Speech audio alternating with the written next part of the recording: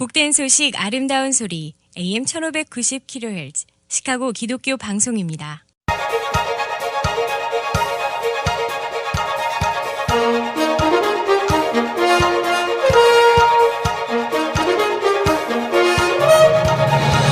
김정일 해설위원의 시사 해설. 세상을 넓게 봅니다. 삶의 지평이 넓어집니다.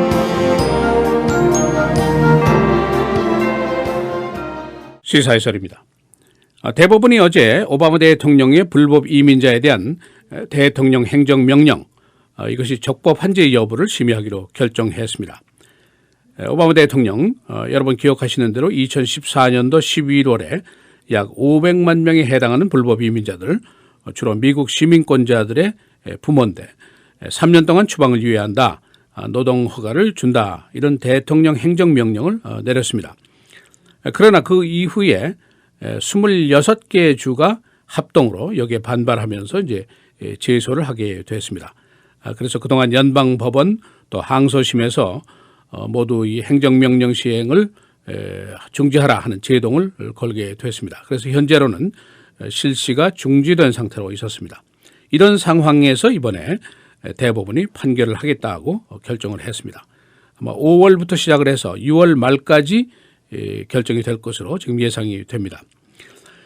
이 불법 이민 문제, 가장 난제 중에 난제죠. 미국 내 1,100만 명이나 되는 거대한 그룹들이 지금 불법 이민자인데 이 정치, 경제, 사회, 법률 모두에 영향을 끼치는 어려운 문제입니다. 그래서 정치권에서 또 국민들 모두가 이 문제 해결을 위해서 오랜 세월을 보냈습니다마는 아직 결론이 나지를 않았습니다. 왜냐? 보수, 진보, 공화, 민주당의 의견이 아주 크게 다르기 때문입니다. 대법원의 이번 판결은 두 가지 의미를 가지고 있습니다. 첫째는 오바마 대통령의 행정명령이 적법한 것인가 이 여부를 결정하게 되고, 두 번째는 대통령의 행정명령의 권한의 범위가 어디까지인가, 이것도 아마 결론이 나게 될 것으로 지금 예상이 됩니다. 대법원이 이번에 이례적으로 양당의 민주공화당의 의견을 듣겠다 하는 절차를 포함을 하고 있습니다. 그래서 이번 판결에 따라서 이민 문제를 떠나서 대통령의 행정명령 권한에 대한 범위까지 정해질 수 있을 것이다라고 법률 전문가들이 예상을 하고 있습니다. 우선 이 불법 이민 문제, 오바마 대통령이 이제 임기 중에 불법 이민 문제를 해결하겠다 하는 얘기를 누차 약속을 했습니다. 기본적으로 이 이민 개혁안을 이제 통과하는 것을 시도했는데, 불법 이민자 중에 이제 자격 있는 사람을 대상으로 해서 임시 영주권을 주고 노동 허가를 주고 체류 허가를 주고 궁극적으로는 영주권 또는 시민권까지 허가하겠다, 그런 이제 안입니다. 그 이유가 있습니다. 우선 첫째로 물리적으로 1,100만 명이나 되는 불법 이민자들을 전원 추방한다는 것이 불가능하다는 거죠. 두 번째는 이 불법 이민자들을 오히려 양성화하는 것이 지금 시점에서는 이로운 점이 많다, 그런 판단입니다. 또 한 가지는 이제 노동력을 보충하겠다는 거죠. 지금 한국에도 보면은 노동력이 부족하니까 계속 노동력을 수입하고 있는데 노동력을 보충하겠다. 그리고 이제 국경 보안 문제를 더 강화하자, 그런 안이었습니다. 그러나 이제 여기에 반해서 공화당 측의 이제 의견은 전혀 다릅니다. 이거는 집단적인 범법자에 대한 사면 조치 아니냐, 미국의 법치라는 것이 어디 갔느냐, 이제 이런 의문을 제기하고 있습니다. 또 한 가지는 이들을 양성화하면은 여기에 따른 복지 혜택이라든가 이런 것 때문에 경제적인 피해가 크다, 고로 강력하게 반대를 하고 있습니다. 결국 지금 공화당 다수의 의회니까 통과가 불가능해졌고, 그러자 이제 오바마 대통령이 범정당적인 소위원회를 구성을 했습니다. 그래서 공화민주 양당의 의원들이 포함된 그 위원회를 구성을 해서 상원에서 의견을 절충을 했습니다. 그래서 이 사람들이 포괄적인 개혁안을 내놓았습니다. 그런데 의회에서 이 개혁안도 반대를 하고 결국 무위로 돌아가고 말았습니다. 그러니까 오바마 대통령이 이제 궁여직책으로 대통령 행정명령, 이것을 이제 발동하게 된 것이죠. 그 대상은 미국 시민권자 또는 영주권자의 부모에 해당을 하고 5년 이상 미국에 거주해야 되고 그동안 위법 사실이 전혀 없어야 되고 그럴 경우에는 3년 동안 추방을 유예하고 노동허가를 주겠다, 이런 명령입니다. 그 명분은 이 불법 이민자들이 이미 이 미국 사회에 뿌리를 깊게 내리고 있다는 거죠. 왜냐, 그 자식들이 시민권자니까 그 점을 들고 있고 또 이것을 양성화함에 따라서 사회가 더 안전해지고 노동력이라든가 임금이라든가 경제적인 이득을 더 볼 수가 있다. 그런 얘기입니다. 또 한 가지는 이미 민주당, 공화당 양당의 대통령들이 이민 문제에 대한 행정명령을 내린 사례가 과거에도 있었다. 고로 나도 한다. 이제 그런 얘기입니다. 그러나 지난해 2월에 이 텍사스를 비롯한 남부 주로 보수주의 26개 주가 합동으로 여기에 반발하면서 이제 제소를 하게 되었습니다. 오바마 대통령의 이민 행정명령은 불법이다. 이제 이런 주장입니다. 첫째로 연방과 주 사이의 절차를 무시했다 하는 점을 들고 있고 둘째로는 의회 절차를 생략했다 하는 것이고 또 대통령의 권한이 남용됐다 그런 지적을 하고 있고 또 결과적으로는 주정부가 피해를 입게 된다 이제 이런 사례를 들고 있습니다. 그래서 이제 텍사스주에 있는 연방 법원에서 판결을 1차적으로 했는데 행정명령 시행을 중지하라 그런 판결이었습니다. 그래서 이제 이 케이스가 다시 항소심으로 올라갔는데 11월 9일입니다. 뉴올리언스에 있는 그 항소법원에서 역시 시행 중지 이런 판결이 내려지게 됐습니다.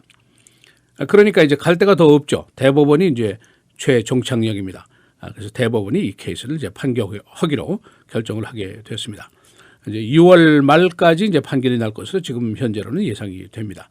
근데 6월 말 이제 여름이 시작되면은 금년도 대선 전에 이제 한창 최고절에 달할 그런 시기가 될 것으로 예상이 됩니다. 만일에 이 대법원이 행정명령이 적법하다 하는 판결을 내리게 되면은 이 오바마 행정부가 이 명령을 신속하게 실시를 하려는 그런 준비를 하고 있습니다. 왜냐하면 차기 대통령이 누가 되는가에 따라서 이 명령의 운명이 달려있기 때문입니다. 민주당 후보들은 지금 오바마 대통령의 행정명령을 지지하고 있습니다.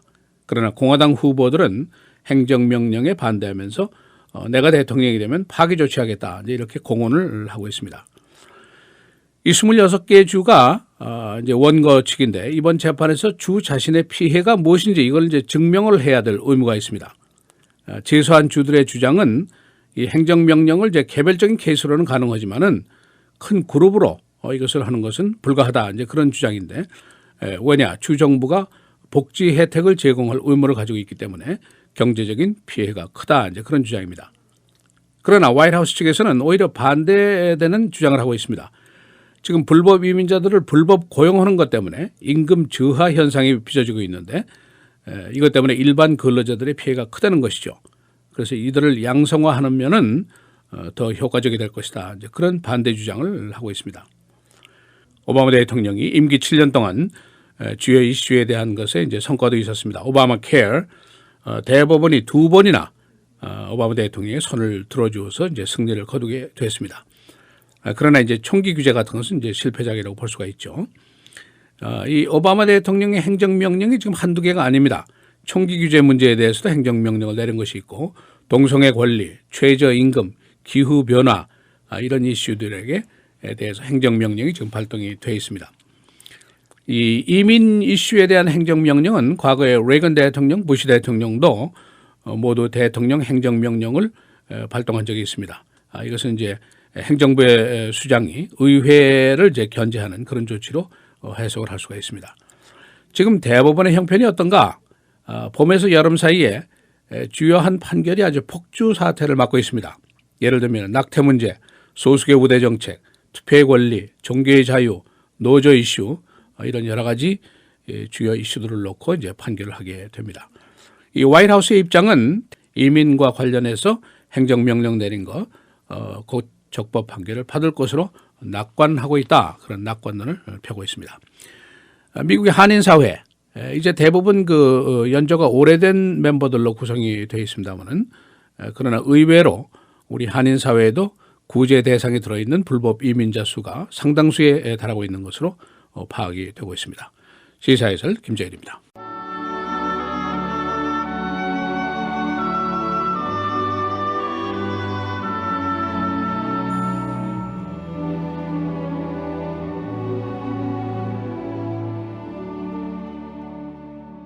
너희가 내 말에 거하면 참으로 내 제자가 되고 진리를 알지니 진리가 너희를 자유롭게 하리라.